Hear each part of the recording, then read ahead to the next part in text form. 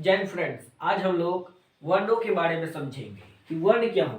वर्ण के बारे में समझेंगे कि वर्ण क्या होता है, वर्ण किसे कहते हैं, वर्ण के कितने प्रकार हैं, वर्णों की कुल संख्या कितनी है। आज के अध्याय में इन सभी के बारे में जानेंगे।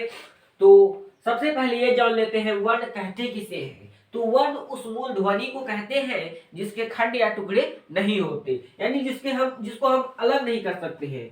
यानी अगर हम ओ लिखे हैं, आ लिखे हैं, तो इसको हम अलग नहीं कर सकते हैं, इसे हम लोग वर्ण कहेंगे। जैसे कोहलंत, यानी इसको हम अलग नहीं कर सकते हैं। खोहलंत, ये सब क्या है, वर्ण है, यानी जिसके खंड या टुकड़े नहीं हो सकते। या नहीं तो हम ये कह सकते हैं कि अखंड मूल ध्वनि को वर्ण कहते हैं।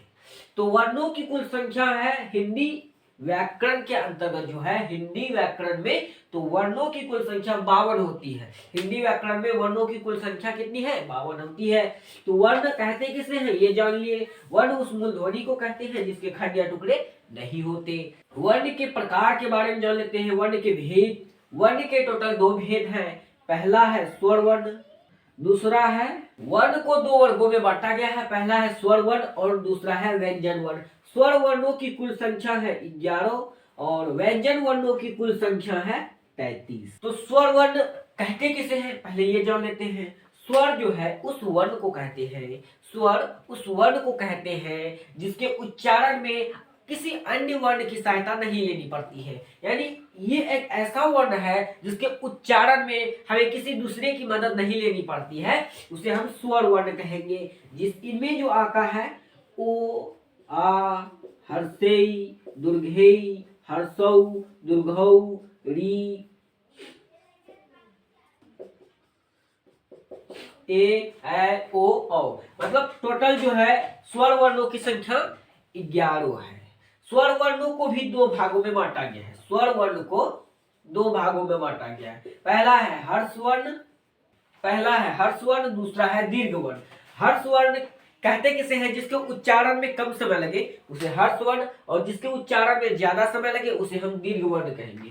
तो हर्ष स्वर्ण है, जैसे में ओ आ जाएगा, इसका आ जाएगा आ, यानी जिसमें ज्यादा समय लगे वो दीर्घ, जिसमें कम समय लगे वो हर्ष। इसमें हर्षेय, इसमें दुर्घेय, इसमें हर्षौ, इसमें दुर्घौ, इसमें री, और इसमें ए ओ और ये चारों आ जाते हैं। तो हर्ष वर्ण के अंतर्गत कितने ठो है अक्षर, 4 है, इसमें 7 है। तो 7 4 कितना हुआ, 11। तो स्वर वर्णों को 2 भागों में बांटा गया है। सबसे पहले तो वर्ण है, वर्ण को 2 भागों में बांटा गया है, स्वर वर्ण और व्यंजन वर्ण। स्वर वर्णों की कुल संख्या 11 है, व्यंजन वर्णों की कुल संख्या 33 है। स्वर वर्णों को भी 2 भागों में बांटा गया है, हर्ष वर्ण और दीर्घ वर्ण। हर्ष में जिसमें कम समय लगे वो हर्ष हो गया, और दीर्घ में जिसमें ज्यादा समय लगे, दुगुना समय लगे। जैसे में ओ हो गया हर्ष, आ हो गया दीर्घ, हर्षेय हो गया हर्ष, दीर्घेय हो गया दीर्घ, हर्षौ हो गया हर्ष, दीर्घेय हो गया दीर्घ, और री, हर्ष और ए ओ औ, ये चारों दीर्घ में आ गया, दीर्घ में आ गया। तो टोटल हर्ष वर्णों की संख्या 4 है, दीर्घ वर्णों की संख्या 7 है। तो टोटल कितना हुआ, 7 4 11। तो स्वर वर्णों की कुल संख्या कितनी है, स्वर वर्णों की कुल संख्या 7 4 11। तो टोटल स्वर वर्णों की कुल संख्या कितनी है हमारी, 11। अब हम लोग जानेंगे व्यंजन के बारे में। स्वर वर्णों की जितने भी भेद हैं, जितने भी प्रकार हैं, सब के बारे में जान चुके हैं। अब हम लोग जानेंगे व्यंजन के बारे में। तो व्यंजन की कितने प्रकार है, टोटल 3 प्रकार है। व्यंजन के कुल भेद है 3। व्यंजन के कुल भेद कितने हैं, 3 है। स्पर्श व्यंजन, अंतस्थ और ऊष्म व्यंजन। तो स्पर्श, ये जो व्यंजन है, स्पर्श व्यंजन कहते क्यों है, यानी उच्चारणों के आधार पर जो है इसको स्पर्श व्यंजन कहा गया है। यानी उच्चारण के समय हमारा जो मुंह के जितने भी अंदर के भाग है, यानी जिस जिस पर स्पर्श होता है, टच होता है, उसी के आधार पर स्पर्श व्यंजनों को रखा गया है। तो उच्चारण स्थान कहते किसे है, मुंह के जिस भाग से वर्णों का उच्चारण होता है उसे ही उच्चारण स्थान कहते हैं, उच्चारण स्थान। तो उच्चारण स्थान के आधार पर ही स्पर्श व्यंजनों को रखा गया है। स्पर्श व्यंजन टोटल 25 है, इन 25 के बारे में जानेंगे। और अंतस्थ व्यंजन 4 है और ऊष्म व्यंजन भी 4 है। अब जानेंगे स्पर्श व्यंजन कौन कौन सा होता है। तो स्पर्श व्यंजन, अंतस्थ व्यंजनों की कुल संख्या 4, ऊष्म व्यंजनों की कुल संख्या 4। तो स्पर्श व्यंजन कौन कौन से हैं ये भी जान लेते हैं। पहला है को वर्ग का, तीसरा है टो, चौथा है टो, पांचवा है को।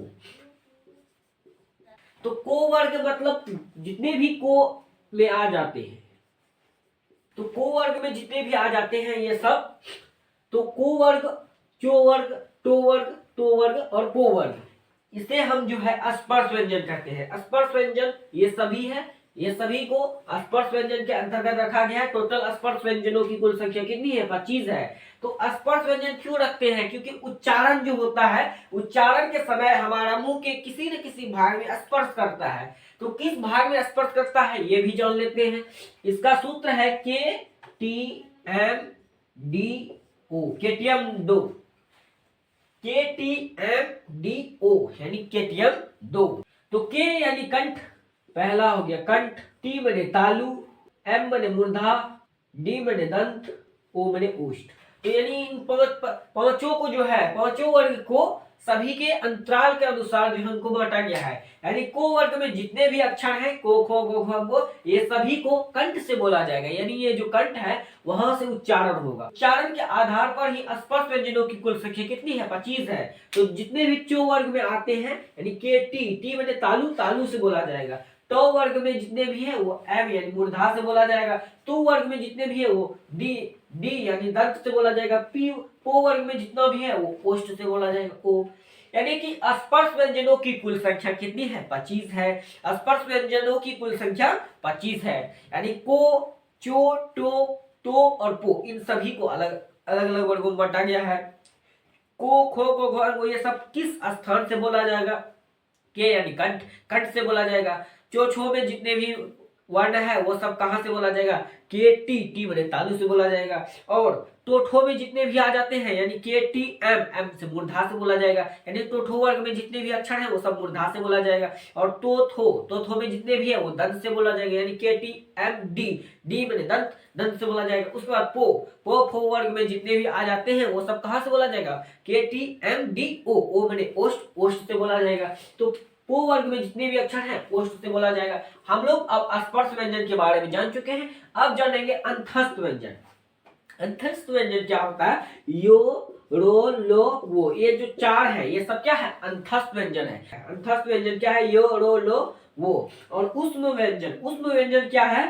तालव्य, मूर्धन्य, दंसो, हो, ये चारों को जो है ऊष्म व्यंजन के अंतर्गत रखा गया है। पहला है स्पर्श व्यंजन 25, अंतस्थ व्यंजन 4, योरो लवो, ऊष्म व्यंजन 4, तालव्य, मूर्धन्य, दंसो, हो। तो टोटल जो है व्यंजनों को 3 वर्गों में बांटा गया है, स्पर्श, अंतस्थ और ऊष्म।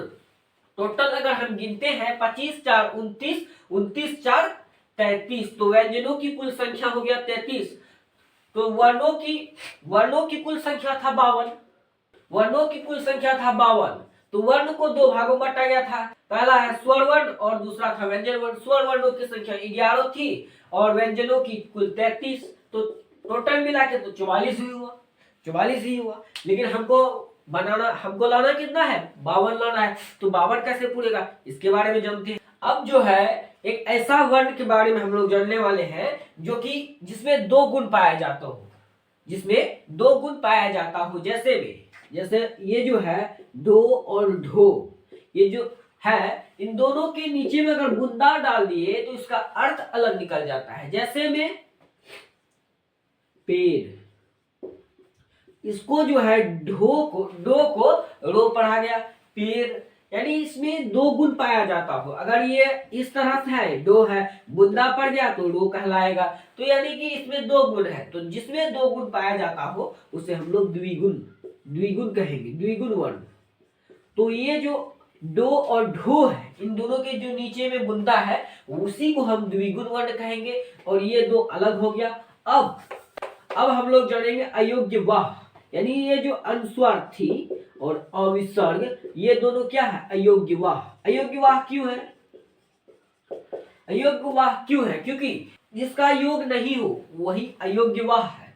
जैसे में अंगूर बोल लेते हैं तो अंगूर बोलने से ये जो अनुस्वार है इसको अलग कर देता है, यानी जुड़ता नहीं है। अंगूर, इसका दो पार्ट हो गया, अंग इधर हो गया, गुड़ इधर हो गया, यानी जिसको अलग कर दे, यानी जो जुटे नहीं वही अयोग्यवाह है। जैसे अंगद हो गया, अनुस्वार है तो इसको अलग कर दिया, गद को अलग कर दिया। जैसे अंतस्थ, अंतस्थ, तो ये जो विसर्ग है दो बूंदा, इसको अलग कर देता है, अंतस्थ थ, इसको अलग कर दिया, इसीलिए इसे अयोग्यवाह कहेंगे, यानी जो जुटे ही नहीं तो इसे अयोग्यवाह कहेंगे। अनुस्वार और अविसर्ग जो है ये दोनों क्या है, अयोग्यवाह है। अब जानेंगे संयुक्ताक्षर क्या होता है। संयुक्ताक्षर, ये जो संयुक्ताक्षर है या इसे हम लोग कहते हैं संयुक्त व्यंजन भी बोल सकते हैं, लेकिन व्यंजन के कैटेगरी में नहीं रखेंगे, संयुक्ताक्षर ही बोलेंगे। तो संयुक्ताक्षर को चार, संयुक्ताक्षर कितने हैं, टोटल 4 है। टोटल संयुक्ताक्षर 4 है, अक्ष, त्र, य, श्री। तो ये जो चारों है संयुक्ताक्षर व्यंजन, मतलब संयुक्त यानी दो रूप में जुटा हो, यानी दो अक्षर मिलके जो एक बना है उसे ही संयुक्ताक्षर अक्षर कहेंगे। जैसे भी अक्षो बना है किस चीज से, कोहलन प्लस कोहलन और मूर्धन्यो, कोहलन मूर्धन्यो हलंत के मेल से ही अक्षो बना है। और तो हलंत प्लस रोहलंत से त्रो बना है। जो हलंत प्लस मूर्धन्यो हलंत से बना है ज्ञ। स्रो,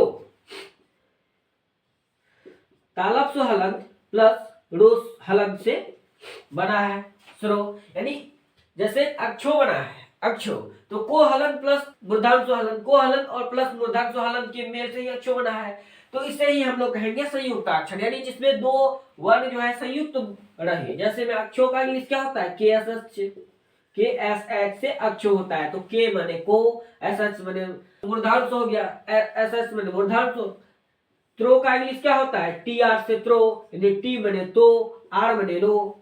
ज का भी यही होगा और श्री का भी यही होगा, जैसे S H R double E, ये हो गया इस तरह से श्री, लेकिन हमको दुर्घी का तो नहीं है इधर, तो श्री इस डबल ई से दुर्घी को हटा देंगे तो क्या होगा, ऐसा तालव्य और आर से रो।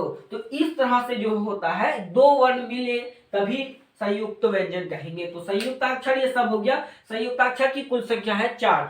अब हम लोग वर्णों को गिनते हैं, टोटल वर्ण कितने हुए। तो स्वर वर्णों की कुल संख्या कितनी थी, स्वर वर्णों की कुल संख्या 11, और व्यंजन वर्ण की कुल संख्या स्पर्श अंतस्थ और ऊष्म को मिला के 33, और द्विगुण यानी जिसमें दुगुण पाया जाता हो द्विगुण वर्णों की संख्या 2 ठो। अयोग्यवाह की संख्या कितनी थी, अयोग्यवाह की संख्या भी 2 था। और संयुक्ताक्षर की संख्या कितनी थी, संयुक्ताक्षर की संख्या 4। अब जोड़ते हैं कितना होता है, 3 4 4 2 6 2 8 4 12 2 हासिल 1 बचा, और यहाँ 1 और 3 यहाँ 4 और 1 5। तो टोटल वर्णों की संख्या कितनी हो, 52। टोटल वर्णों की संख्या इस तरह से 52 हो जाता है। तो वर्णों के बारे में हम लोग जान चुके हैं। अब हम लोग जान लेते हैं मात्रा क्या होता है कि व्यंजन वर्ण को अगर हम लिखने के लिए, व्यंजन वर्णों को लिखने के लिए जिन स्वर वर्णों की जो चिन्ह ली जाती है, चिन्हों को ली जाती है, उन चिन्हों को ही हम लोग क्या कहते हैं, मात्रा कहते हैं। टोटल मात्राएं कितनी है, 10। मात्राएं की कुल संख्या वर्णों के आधार पर जो मात्राएं हैं टोटल 10 है। 10 कैसे है वो भी जान लेते हैं। पहला है आ, दूसरा है हर्षई, ये जो इस तरह से होगा, और ये दीर्घई, हर्षौ, दीर्घौ, ये जो ए औ कितना हुआ, 1 2 3 4 5 6 7 8 9, और ये जो इस तरह से होगा री। तो टोटल जो मात्राएं है हमारी टोटल 10 मात्राएं हैं। तो श्वास वायु के मात्रा के आधार पर व्यंजन को कितने वर्गों में बांटा गया है, तो श्वास वायु के आधार पर जो है व्यंजन को 2 भागों में बांटा गया है। पहला है अल्प प्राण, दूसरा है महाप्राण। दूसरा क्या है, महाप्राण। तो अल्प प्राण कहते किसे हैं, अल्प प्राण के अंतर्गत आएगा हमारा अंतस्थ व्यंजन, एवं इसमें आएगा किसी भी वर्ग का, प्रत्येक वर्ग का पहला, तीसरा एवं 5वां अक्षर अंतस्थ व्यंजन में आ जाएगा, जैसे में यो रो लो वो, ये चारों आ गया। उसके बाद किसी भी वर्ण का पहला, तीसरा एवं पांचवा स्थान, जैसे में को, गो, अंगो, ये सब आएगा। उसके बाद चो, झो, झो नहीं आएगा, जो, चो, जो, य, इस तरह से किसी भी वर्ण का पहला, तीसरा, पांचवा स्थान आएगा। अब महाप्राण क्या होता है? तो महाप्राण में ऊष्म व्यंजन आएगा, ऊष्म व्यंजन एवं किसी भी प्रत्येक वर्ण का दूसरा एवं चौथा स्थान ऊष्म में आएगा, जैसे तालव्य, मूर्धन्य, दंसो, तालव्य, मूर्धन्य, दंसो हो, और जैसे में खो आएगा, दूसरा है, चौथा में आएगा घो, जैसे में छो, जैसे में झो, इस तरह से करके महाप्राण होता है। अल्प प्राण यानी जिसमें अंतस्थ व्यंजन और किसी भी वर्ण का पहला, तीसरा, पांचवा एवं महाप्राण उसमें व्यंजन आएगा और दूसरा और चौथा आएगा इसमें। अब जान लेते हैं स्वर तंत्रिका के आधार पर वर्णों को दो भागों में बांटा गया है। पहला है घोष, दूसरा है अघोष। घोष के अंतर्गत आएगा स्वर वर्ण, स्वर वर्ण एवं अंतस्थ व्यंजन एवं इसमें आएगा किसी भी यानी प्रत्येक वर्ण का तीसरा, चौथा एवं पांचवा वर्ण। स्वर वर्ण में ओ जितना भी है औ तक आएगा, अंतस्थ में योनो आएगा, और किसी भी वर्ण का तीसरा, चौथा, पांचवा, जैसे में गो, घो, अंगो, ऐसे आएगा, जैसे में जो, झो, यो, इस तरह करके किसी भी वर्ण का तीसरा, चौथा, पांचवा आएगा। अब जान लेते हैं अघोष क्या होता है। अघोष में आएगा आपका, जैसे में ऊष्म व्यंजन आएगा इसमें, और किसी भी वर्ण का पहला, और इसमें थोड़ा सा मेंशन करने की बात यह है कि इसमें ह का अक्षर जो है ह आ जाएगा, और इसमें जो तालव्य, मूर्धन्य, दंसो हो होता है, और यही हो इसमें आ जाता है, इसीलिए इसमें हो नहीं रहता है। हो का जो स्थान है वो घोष ले लेता है, इसीलिए इसमें अघोष के अंतर्गत हो को नहीं रखा गया है। इस वर्ण में तालव्य, मूर्धन्य, दंसो एवं किसी भी वर्ण का पहला एवं दूसरा, जैसे में को, खो, ये सब में अघोष में आएगा, जैसे में चो, छो, ये सब में घोष आ जाएगा। तो वर्णों के बारे में हम लोग जान चुके थे। वर्णों के बारे में दोबारा रिवीजन कर लेते हैं कि वर्ण कहते किसे थे। तो वर्ण को कितने वर्गों में बांटा गया था? वर्ण कहते किसे हैं? वर्ण उस मूल ध्वनि को कहते हैं जिसके खंड या टुकड़े नहीं किए जा सकते। वर्ण को दो भागों में बांटा गया था, स्वर वर्ण और व्यंजन वर्ण। वर्णों की कुल संख्या कितनी है? 52 है। तो वर्णों को दो भागों में स्वर वर्ण और व्यंजन वर्ण। स्वर वर्ण कहते किसे? स्वर उस वर्ण को कहते हैं जिसके उच्चारण में किसी दूसरे की सहायता नहीं लेनी पड़ती है। तो स्वर वर्णों को दो भागों में बांटा गया है, पहला है हर्ष और दूसरा है दीर्घ। हर्ष में कम समय लगे, दीर्घ में दुगुना समय लगे।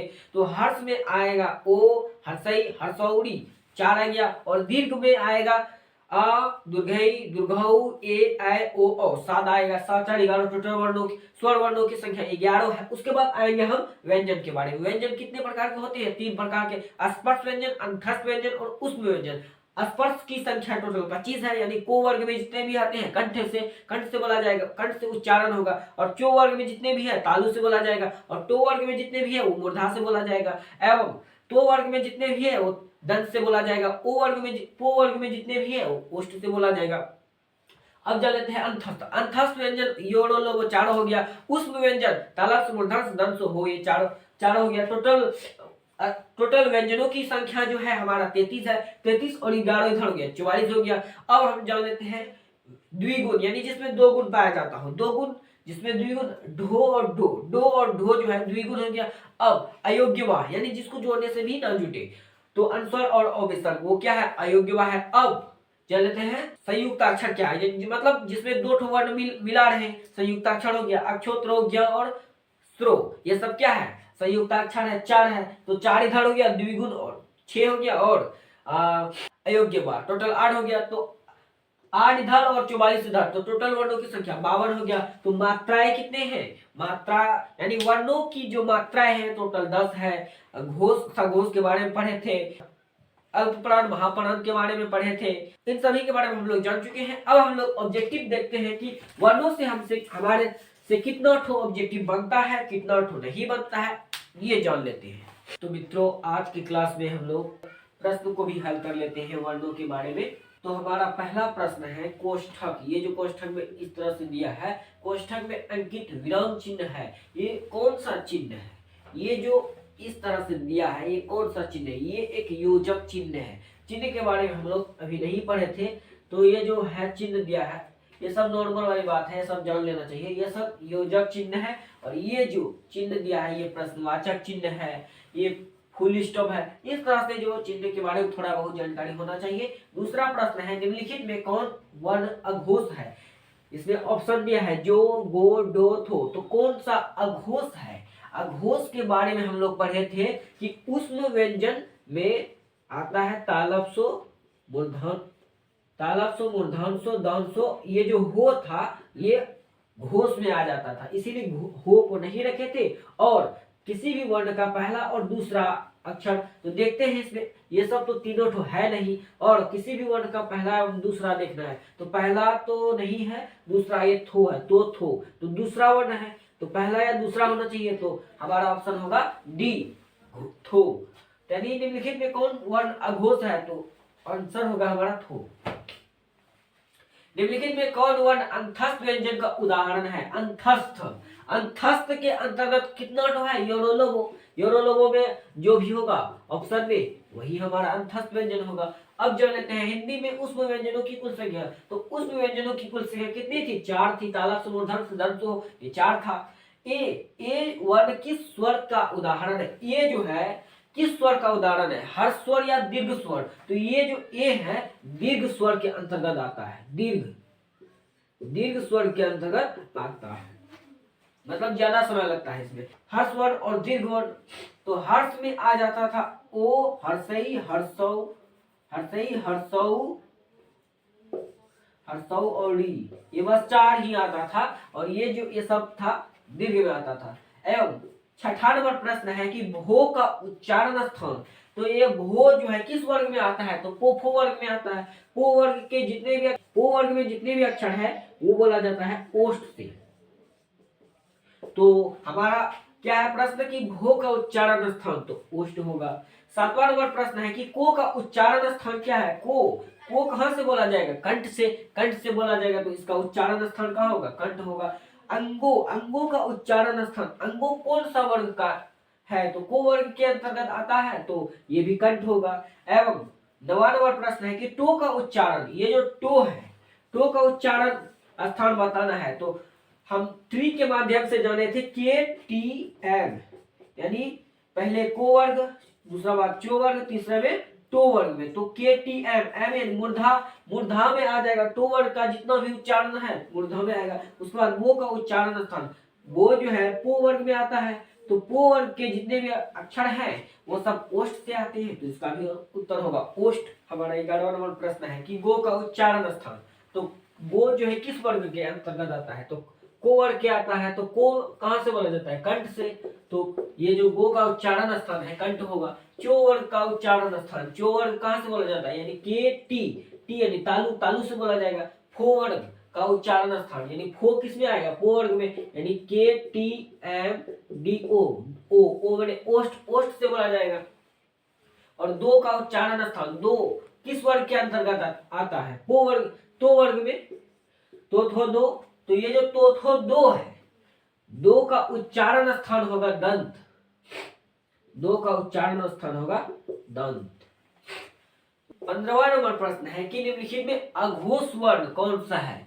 अघोष कहते किसे हैं? किसी भी वर्ण का पहला और दूसरा अक्षर एवं उस व्यंजन में तालव्य, मूर्धन्य, दंश 3 आता है। तो देखना है जिसमें आएगा वो हमारा उत्तर होगा। उसके बाद तालव्य का उच्चारण स्थान, ये क्या है? तालव्य यानी तालु बोला जाएगा, बोलने से ही पता चलता है। तालव्य तालु से बोला जाएगा। एवं 17 नंबर प्रश्न है दुर्घई का उच्चारण स्थान।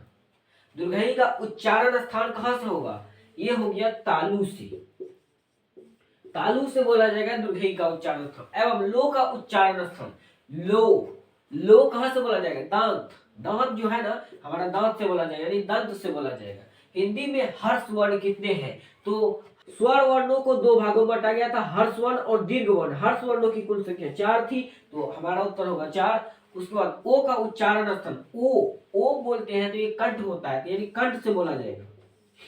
अब हमारा 21वां नंबर प्रश्न है कि दंसो का उच्चारण स्थान कौन सा है? तो ये जो दंसो है तो हम लोग क्या बोलते हैं? दंसो यानी दंत, दंसो का उच्चारण स्थान दंत होगा। निम्नलिखित में घोष वर्ण कौन सा है? घोष यानी स्वर वर्ण, और इसमें आ जाएगा अंतस्थ व्यंजन, एवं इसमें आएगा किसी भी वर्ण का तीसरा, चौथा और पांचवा स्थान। तो इसमें कहां पे दिख रहा है? इसमें ह भी आ रहा था, ह आ रहा था और तीसरा स्थान भी आ रहा था। ये जो हो है ये भी आ रहा है और हमारा जो तीसरा स्थान ये भी आ रहा है। तो इसका मतलब ये दोनों आंसर है, यानी ऑप्शन ही गलत दिया है। इसका आंसर जो है हमारा दोनों हो जाएगा। उसके बाद हमारा 24वां नंबर प्रश्न है कि किसका उच्चारण स्थान कंठ से होता है? कंठ में जितना भी है को, खो, गो, ग, गो, ओ, आ, ये सब ये दोनों भी आ जाता है। इसका उच्चारण स्थान कंठ ही है। उसके बाद हिंदी में अंतस्थ वर्णों की संख्या, अंतस्थ व्यंजन कितना है? 4 है। यो को किस वर्ग के अंतर्गत रखा गया है? यो क्या है? एक प्रकार का व्यंजन है। व्यंजन में कौन सा व्यंजन? अंतस्थ व्यंजन, अंतस्थ व्यंजन है। उसके बाद 26वां नंबर प्रश्न है कि मो का उच्चारण, मो किस वर्ग के अंतर्गत आता है? पो वर्ग। पो वर्ग में किसे रखा गया? ओष्ठ को। यो रो लो वो कौन सा वर्ण है? ये अंतस्थ व्यंजन है। घो का उच्चारण स्थान को वर्ग में है तो यानी कंठ से बोला जाएगा। 29वां नंबर प्रश्न है जो का उच्चारण स्थान, जो का उच्चारण स्थान तालु है।